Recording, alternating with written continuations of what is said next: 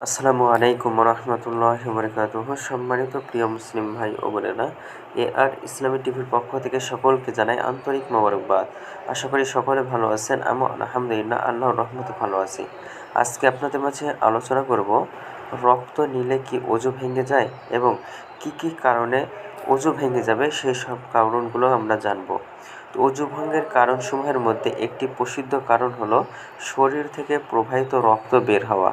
কোনো কারণে শরীরের যে কোনো জায়গা থেকে যদি রক্ত বের হয়ে গড়িয়ে পড়ে অথবা গড়িয়ে পড়বে এই পরিমাণ তরল রক্ত বের হয়, তাহলে অজু ভেঙে যায়।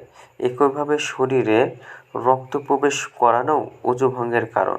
তাই শরীরে রক্ত নিলে অজু ভেঙে যাবে, কাউকে রক্ত দিলেও অজু ভেঙে যাবে। তো আমরা চলুন জেনে নিই যে কী কী কারণগুলোতে হলো অজু ভেঙে যায়। তো 1 নম্বর কারণ হলো যে পেশাব এবং পায়খানার রাস্তা দিয়ে পেশাব, পায়খানা, বাতাস, কৃমি ইত্যাদি সহ যে কোনো কিছু বের হলেই অজু ভেঙে যাবে।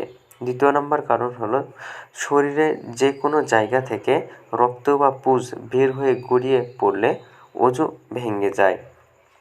3 নম্বর কারণ হলো খাবার, পানি, রক্ত বা পিত্তের পানি মুখ ভরে বমি হলে অজু ভেঙে যাবে। অল্প অল্প করে কয়েকবার যদি বমি হয় এবং সবগুলোর মিলিত পরিমাণ যদি মুখ ভরে কৃত বমির সমান হয়, তাহলেও অজু ভেঙে যাবে। 4 নম্বর কারণ হলো দাঁত বা মাড়ি থেকে অল্প রক্ত বের হলে অজু ভাঙবে না, কিন্তু যদি বেশি রক্ত বের হয়, থুতু ফেললে যদি দেখা যায় থুতুর চেয়ে রক্তের পরিমাণ বেশি, তাহলে অজু ভেঙে যাবে। 5 নম্বর কারণ হলো জরঙ্গা থেকে মজি অর্থাৎ যৌন উত্তেজনার সময় বীর্য বের হওয়ার আগে সাধারণত যা নির্গত হয়, বের হলে অজু ভেঙে যাবে। 6 নম্বর হলো নারীদের যৌনাঙ্গ থেকে ইস্তেহাজার রক্ত বের হলে অজু ভেঙে যায়। হাইজ, নেফাস ছাড়া কোনো অসুস্থতার কারণে নারীদের যৌনাঙ্গ থেকে রক্ত বের হলে তাকে ইস্তেহাজা বলা হয়। 7 নম্বর কারণ হলো নারীদের স্তন থেকে দুধ ছাড়া অন্য কিছু যেমন রক্ত, পুজ বা শরীরের রস বের হলে অজু ভেঙে যায়। 8 নম্বর হলো নারীরা নিজেদের যৌনাঙ্গে আঙ্গুল প্রবেশ করলে অজু ভেঙে যাবে।